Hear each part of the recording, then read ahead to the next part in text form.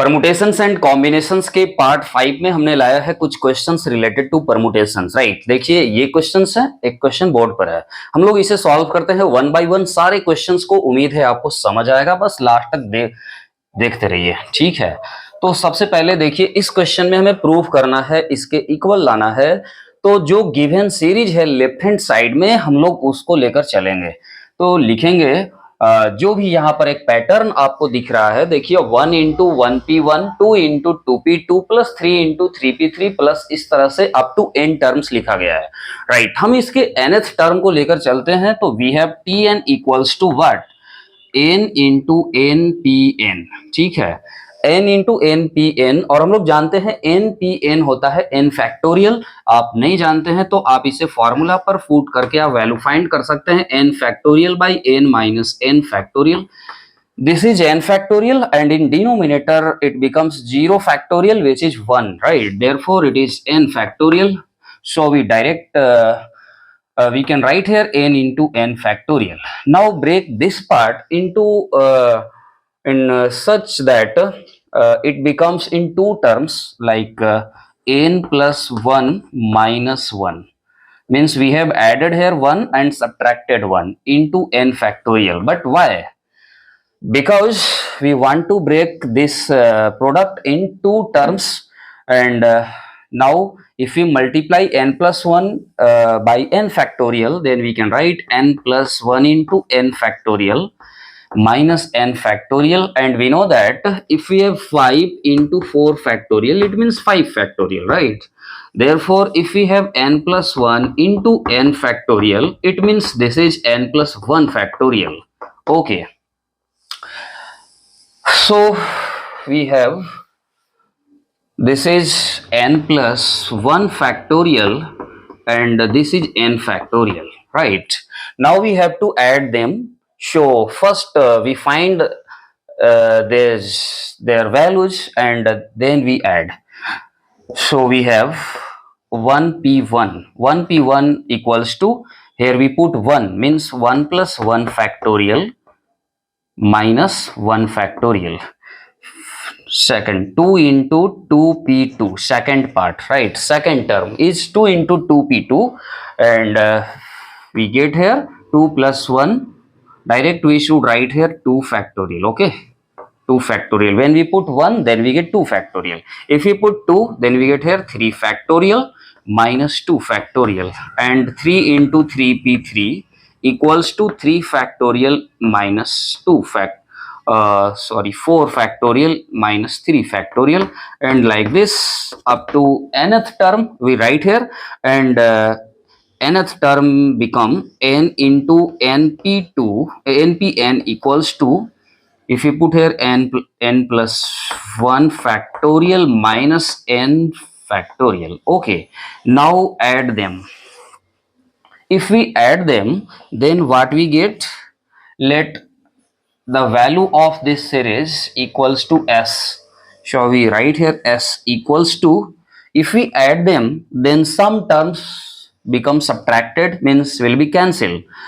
What terms will be cancelled? 2 factorial, 3 factorial, 4 factorial, and like this. If we subtract, then the term which is here will cancel by this term. Okay, we get here only n plus 1 factorial minus this term 1 factorial. Okay, means we get here n plus 1 factorial minus 1. Okay, and we have just learnt that npn equals to n factorial. Therefore we can write it n plus 1pn plus 1, right? This is equals to n plus 1 factorial minus 1, which is right hand side.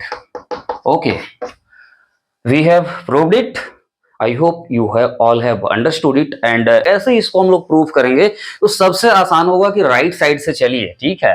तो proof के लिए हम लोग क्या करेंगे, तो right hand side से चलेंगे, फ्रॉम लिखेंगे यहाँ पर, from left hand right hand side, and यहाँ से हमें मिलेगा क्या, तो r इंटू है n minus 1 P R minus 1 plus n minus 1 P r. Okay, कल जो हम लोगों ने पढ़ा था पिछले वीडियो में जो भी बताया गया था एनपीआर का फॉर्मूला, उस फॉर्मूला पर इसको हम लोग सेट कर लेंगे। एनपीआर इक्वल्स टू क्या होता है, एनपीआर इक्वल्स टू आप लोगों को बताया गया है ये होता है n factorial by n minus r factorial. तो इसलिए हम लोग इसको उस फॉर्मूले पर सेट कर देते हैं। तो यहां से मिलेगा r into n minus one का फैक्टोरियल, क्योंकि n के जगह n माइनस वन है ना, इसलिए डिवाइडेड बाई इसमें से ही सब्ट्रैक्ट करेंगे तो आएगा n माइनस वन, वन तो कैंसिल हो जाएगा, n माइनस आर फैक्टोरियल। फिर यहाँ पर प्लस ये होगा n minus one factorial divided by n minus one minus r, n minus r minus one एक तरह से हो जाएगा ना फैक्टोरियल, इसमें से इसे घटा के लिखना होता है, राइट।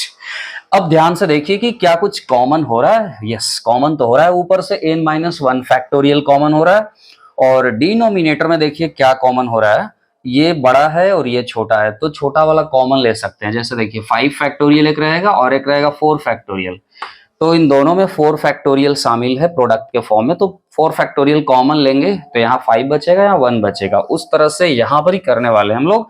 n माइनस वन का फैक्टोरियल बाई यहाँ हो जाएगा n minus r minus one का फैक्टोरियल, ऐसे ले लिया, ठीक है। कॉमन करने के बाद यहाँ पर क्या बचेगा, यहाँ पर बचेगा r बाई यहाँ n माइनस आर बचेगा और यहाँ बचेगा क्या, तो 1 बाई क्या बचेगा, ये तो कॉमन हमने ले लिया है ना 1, चलो कोई बात नहीं। अब इसे हम लोग सॉल्व करते हैं, देखते हैं क्या होता है। तो यहाँ होगा n माइनस वन का factorial divided by n minus r minus one का फैक्टोरियल, और यहाँ पर सॉल्व करेंगे तो n माइनस आर आएगा और यहाँ हो जाएगा r plus n minus r, r से r कैंसिल हो जाएगा और क्या मिलेगा, क्या मिलेगा, ध्यान से देखिए। यहाँ पर जब हम लोग इसे सॉल्व करेंगे तो मिल गया n into n minus one factorial, तो ये हो गया हमारा n into n minus one का फैक्टोरियल डिवाइडेड बाई यहाँ पर देखिए n minus r into n minus r minus one factorial, n minus r into n minus r minus one का फैक्टोरियल, ठीक है। देखिए कोई नंबर में उसके ठीक प्रीवियस नंबर का फैक्टोरियल से मल्टीपल करते हैं तो वो हो जाएगा जो लार्जेस्ट नंबर रहेगा उसका फैक्टोरियल। जैसे 5 इंटू फोर का फैक्टोरियल करेंगे तो क्या आएगा, 5 फैक्टोरियल आएगा। उसी तरह से n into n minus one का फैक्टोरियल हो जाएगा n फैक्टोरियल डिवाइडेड बाई यहाँ भी वैसा ही है तो n minus r factorial, and this is equals to n P r. Okay, this is right hand side, sorry left hand side.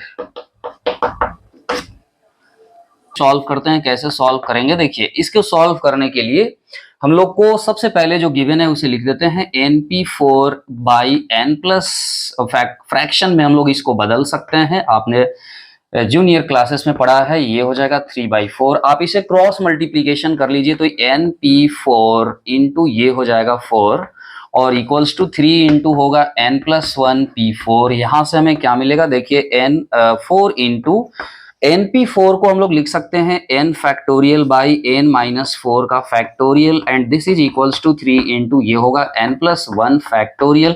इसमें से ये जब घटाएंगे तो आ जाएगा कितना, तो n और प्लस वन माइनस फोर करेंगे तो -3 और ये हो जाएगा फैक्टोरियल। यहाँ से इसको फिर हम लोग क्या कर लेंगे, तो देखिए इससे एक ज्यादा है ये, इसलिए इससे ये कटेगा n प्लस वन टाइम में, और यहाँ पर इससे ये ज्यादा है ना, ठीक है, तो इससे ये कैंसिल हो जाएगा n माइनस थ्री टाइम में। ओके, अब बोलेंगे ये कैसे हो रहा है, तो देखिए अगर 5 फैक्टोरियल कहीं है और डिवाइड करना है 4 फैक्टोरियल से तो क्या हो जाएगा, ये 5 बार में तो कैंसिल होगा ना, क्योंकि 5 इंटू फोर फैक्टोरियल इसको लिख सकते हैं, इसलिए ऐसा कर रहे हैं, क्योंकि इसे हम लोग लिख सकते हैं n plus one into n factorial, तो कैंसिल हो जाएगा। यहाँ से हमें मिल गया 4 इक्वल्स टू कितना, तो 3 इंटू एन प्लस वन और by n minus three. From here we multiply here 4 by n minus 3 and equals to 3n plus 3, and thus we get here 4n minus 12 equals to 3n plus 3, and we get here 4n minus 3n equals to 12 plus 3 15, and this is equals to n equals to 15, and 15 is required answer of this question। And now we learn next question. इसे भी आसानी से किया जा सकता है, देखिए हम लोग लिख सकते हैं इसको क्या, तो इसको लिख सकते हैं 20 factorial by 20 minus r factorial, right, और यहाँ ये दिया है 6840।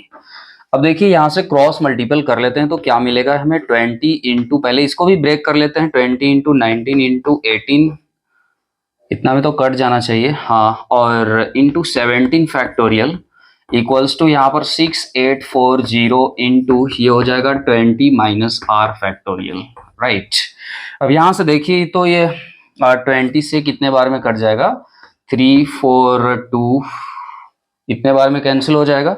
2 से कैंसिल करेंगे 1 7 1 और ये हो जाएगा 9, फिर 9 से ये हो जाएगा कितना 19 टाइम में, 19 से 19, तो यहाँ से मिल गया हमें 17 factorial equals to 20 minus r factorial. Okay, and this is equals to what? We can convert this in factorial. Here 20 minus 3 factorial equals to 20 minus r factorial, and therefore we get here r equals to 3, which is required answer of this question. तो ये हो गया इन सभी questions का solutions. ऐसे और भी questions हम नेक्स्ट पार्ट में लेके आने वाले हैं।